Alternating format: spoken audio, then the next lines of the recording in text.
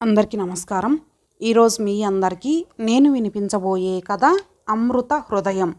రచయిత ఎర్రంశెట్టి మధు గారు. ఇక కథలోకి వెళితే, అప్పటికి కమల మౌనవ్రతం పట్టి వారం అయ్యింది. మా 25 దాంపత్య జీవితంలో నేను ఎప్పుడూ అంత అశాంతికి గురి కాలేదు, ముఖ్యంగా కమల విషయంలో. కావటానికి మాది మధ్యతరగతి కుటుంబమే అయినా సౌకర్యాలకు సౌలభ్యాలకు కొదవలేదు. కమల ముందు జాగ్రత్త కావచ్చు, ఆర్థిక శాస్త్రం చదివిన తన ప్రణాళికాబద్ధమైన నేర్పు కావచ్చు, బాధలు కష్టాలు అనేవి కనీసం మా దరిదాపుకి కూడా రాలేదు. ఉన్నంతలోనే మంచి టీవీ, ఫ్రిడ్జ్, డబుల్ కాట్ లాంటి వస్తువులన్నీ తన తెలివితోనే సాధించింది. అందుకు నేను గర్వపడతాను. అయితే ఆర్థిక పరిపుష్టి మాత్రమే ఒక కుటుంబానికి సుఖ సంతోషాలని తీసుకొని వస్తుందంటే మాత్రం నేను నమ్మను. దంపతుల మధ్య అవగాహన, సహనం, రాజీతత్వం ఇవన్నీ కలగలిస్తేనే అది సాధ్యమవుతుంది. అందులో కమలది మొదటి మెట్టు. కాబట్టే ఇప్పటి వరకు మా జీవితాలు ఆదర్శప్రాయంగా నడిచాయి. మా మధ్య ఉన్న మరో ముఖ్యమైన మంచి గుణం ఏమిటంటే పరస్పర సహకారం, అలాగే పరస్పరం గౌరవించుకోవడం. అందువల్లనే మాది అన్యోన్య దాంపత్యమైంది. అలాగని మాలో చిన్నపాటి అలకలు లేవని కాదు. అయినా కాపురం అన్నాక అలాంటి గిల్లి కజ్జాలు తప్పనిసరి. కాకపోతే ఒక వారం రోజుల నుంచి ఎలాంటి కారణం లేకుండానే కమల మౌనవ్రతం పట్టటమే నాకు అంతుపట్టకుండా ఉంది. గత 7 దినాలుగా జరుగుతున్న ఈ తతంగమంతా నేను గమనిస్తూనే మిన్నకుండిపోయాను. ఎందుకంటే నా వలన ఏదైనా తప్పు జరిగితే మనసులో దాచుకోదు, మొహమాటం లేకుండా నన్ను నిలదీస్తుంది. అంతేకాకుండా తను ఎందుకు బాధపడిందో కూడా చెబుతుంది. అలాగే ఈసారి కూడా ఎదురు చూశాను, తన మనసులోని బాధ ఏమిటో చెబుతుందని. కానీ లాభం లేకపోయింది. అన్నం సరిగా తినదు, నాతో మాట్లాడదు. ఏదో యంత్రం చేసినట్లు పనులన్నీ పూర్తి చేసి మా ఇంటి వరండా మెట్ల మీద కూర్చొని ఎదురుగా ఉన్న రామనాథం మాస్టర్ గారి ఇంటివైపు చూస్తూ తనలో తనే మాట్లాడుకుంటూ నవ్వుకుంటూ ఉంటుంది. అప్పటికి 1-2 సార్లు నేను కారణం అడిగినప్పటికీ తను దాటేస్తూ ఏమీ లేదులేండి, నేను బాగానే ఉన్నాను అంది. పోనీ గట్టిగా నిలేద్దామంటే తను ఎక్కడ బాధపడుతుందోనని అడగటం మానేశాను. అసలు విషయం తెలియక నేనేదో వాగటం, దానికి తను వేరే అర్థాలు వెతికితే లేనిపోని రభస. అందుకే మిన్నకుండి వీలైనప్పుడల్లా తనని గమనిస్తూనే ఉన్నాను. ముఖ్యంగా రామనాథం గారి ఇంటివైపు పదే పదే వీక్షించడమే నాకు బోధపడలేదు. ఒక పొద్దు చిన్న అనుమానం కూడా నాలో బయలుదేరింది. అసలు రామనాథం గారిది ఈ ఊరు కాదు, చిన్న గంజాం దగ్గర ఏదో చిన్న పల్లెటూరు. కొత్తగా ట్రాన్స్ఫర్ మీద ఇక్కడికి వచ్చారట. అందుకే ఆయన గురించిన వివరాలేవి పెద్దగా తెలియవు. ఆయన వయసు 50-60 మధ్యలో ఉంటుంది.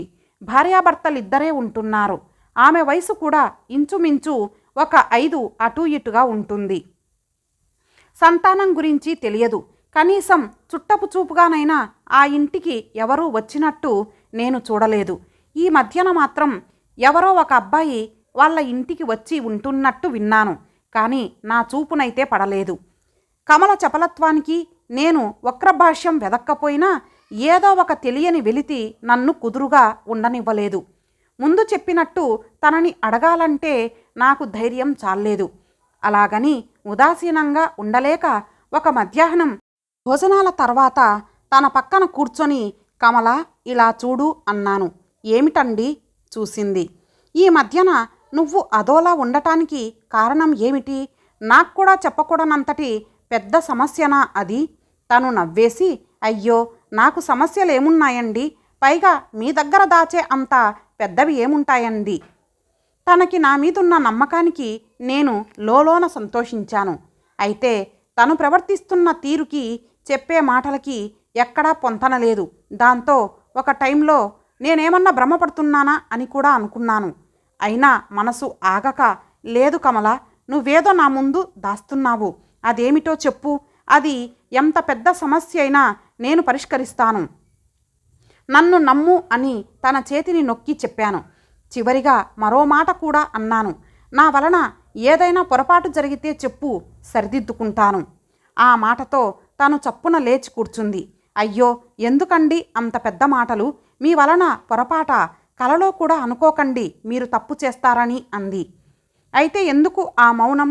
నువ్వు నోరు విప్పి చెప్పకపోతే నన్ను నేను అపరాధిలాగే భావించాల్సి ఉంటుంది. ఆ తర్వాత నీ ఇష్టం. తను అప్పటికీ నోరు విప్పలేదు. జీవం లేని ఒక నవ్వు నవ్వి, మీరు అపోహ పడకండి, అలాంటిదేమీ లేదు. ఉంటే గింటే ఇన్ని సంవత్సరాలు దాచనిది ఇప్పుడు దాస్తానా అంది. కమల చెప్పింది నిజమే. తను ఎప్పుడూ నా దగ్గర చిన్న విషయం కూడా దాచింది లేదు. నేను అలాగే అరమరికలు లేకుండా ప్రవర్తించేవాడిని. ఆ అవగాహనతోనే మా ఇద్దరి జీవితం 3 పువ్వులు 6 కాయలుగా విరాజిల్లుతోంది. అలాంటిది ఎప్పుడూ లేని అసంతృప్తి కమలలో ఇప్పుడు ఎందుకు కలిగిందో నాకర్థం కాలేదు. తనలో ఎలాంటి అసంతృప్తి లేదని తను ఎంత నమ్మబలికినా అది నన్ను అసహనానికి గురి చేస్తూనే ఉంది. ఆ రోజు కూడా తను ఎప్పటిలాగే వరండా మెట్ల మీదకి చేరి ఎదురింటి రామనాథం మాస్టారు గారి ఇంటివైపు పక్కన నేను ఉన్నానన్న స్పృహ లేకుండా చూస్తూనే ఉంది. నాకు చివుక్కుమంది. ఎంత తప్పనిపించినా కమల ప్రవర్తన పట్ల నా ఆలోచనలు వక్రమార్గాన్నే పయనించాయి. 60 ఏళ్ల రామనాథాన్ని చూడటానికి తను ఎందుకు ఉవిల్లూరుతుందో నాకైతే అర్థం కాలేదు. అలా అనుకోవటానికి కూడా నాకు బాధేసింది. అలా ఆలోచించడం తప్పని తెలిసినా నేనేమీ చేయలేకపోయాను. ఎందుకంటే తన ప్రవర్తన అలాగే ఉంది. మరి ఒకానొక సమయంలో తనని అడిగేద్దామా అనిపించింది, కానీ మనసు రాలేదు.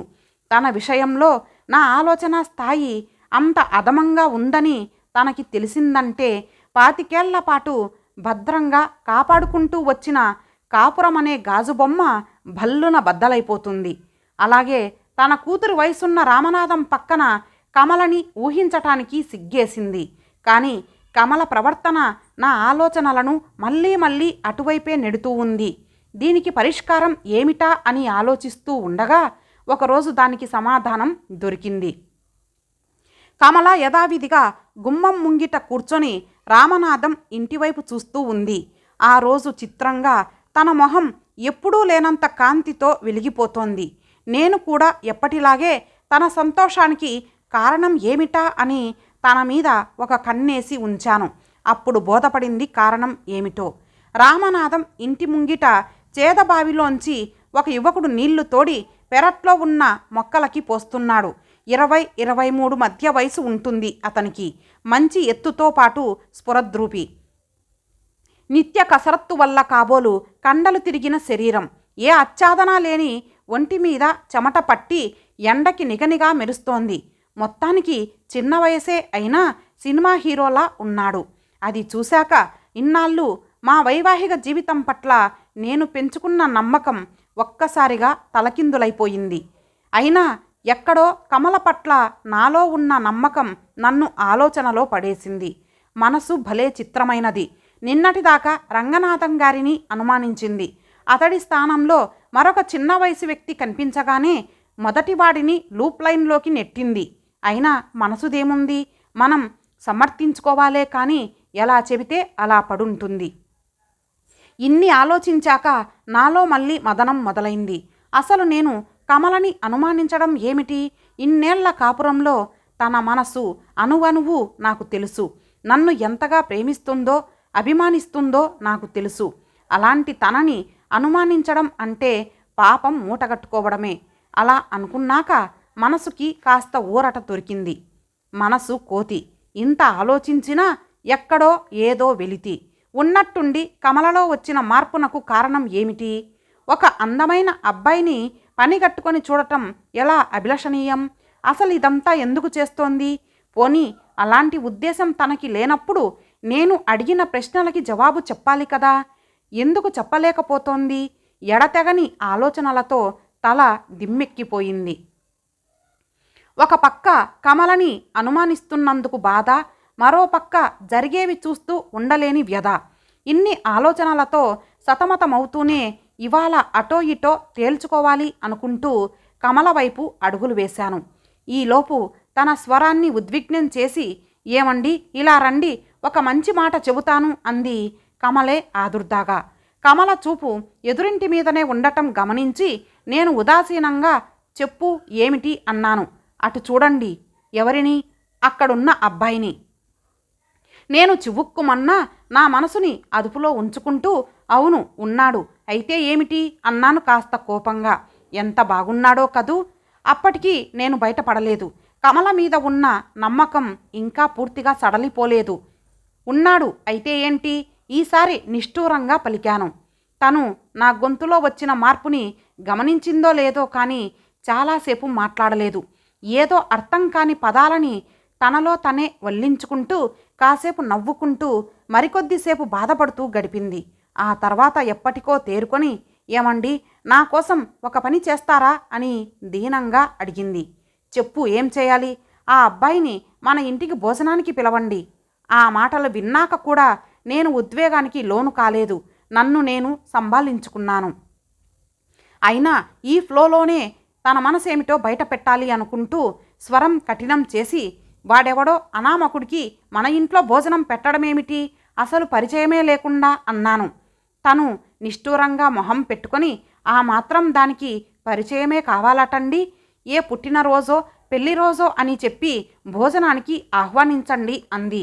మరి ఆ అబ్బాయి తల్లిదండ్రులని పిలవద్దా? తనని ఓరగా చూస్తూ అడిగాను. అయ్యో, వాళ్ళను కూడా పిలవండి, వస్తే సరి, లేదంటే ఆ అబ్బాయిని మాత్రం ఖచ్చితంగా ఆహ్వానించండి. నేనిక కాదనలేదు. కమల మనసేమిటో పూర్తిగా ఈరోజు తెలిసిపోతుంది కాబట్టి సరే అలాగే పిలుస్తాను అని చెప్పి కదిలాను. కమల రకరకాల కూరలతో పాటు మంచి మంచి పలహారాలని తయారు చేసింది. 2 రకాల స్వీట్స్ కూడా చేసింది. అంత పని చేసినా తాను ఏమాత్రం అలసట లేకుండా ఉత్సాహంగా ఉండటం చూసి నాకు ఆశ్చర్యమేసింది. ఈలోపు అతడు వచ్చాడు. మేమిద్దరం భోజనానికి కూర్చున్నాక కమల ముందుగా నాకు వడ్డించి ఆ తర్వాత అతడి ముందు కూర్చొని కొసరి కొసరి వడ్డిస్తూ మాటలు కలిపింది. నేను తింటూ గమనించసాగాను. కమల నీ పేరేమిటి నుండి మొదలుపెట్టి అతడి పుట్టు పూర్వోత్తరాలన్నీ ఆరా తీసింది. అతడు చెప్పే జవాబుల్ని శ్రద్ధగా వింటూ మళ్ళీ మళ్ళీ అడిగి కొసరి కొసరి వడ్డిస్తూ చాలా సమయం అతడితోనే గడిపింది. భోజనాలు పూర్తయ్యాక ఒక టవలు భుజాన వేసుకొని అతని వెనకే వెళ్ళి అతడు చేతులు శుభ్రం చేసుకునే వరకు ఉండి అదయ్యాక అతడిని గుమ్మం వరకు సాగనంపి వచ్చి నా ముందు కూర్చుంది కమల. ఏమండి అంది తన్మయత్వంతో. ఏమిటో చెప్పు అన్నాను పొడిగా. మన అబ్బాయి పురిట్లోనే చనిపోకుండా ఉండి ఉంటే ఇదే వయసులో ఇంతే అందంగా ఉండేవాడు కదండి.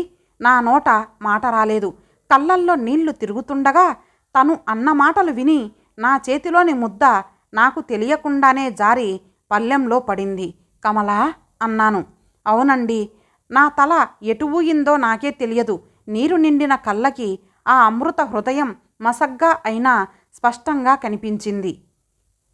ఇంతటితో ఈ కథ సమాప్తం. మరలా మరొక మంచి కథతో కలుద్దాం. అంతవరకు సెలవు. నమస్తే.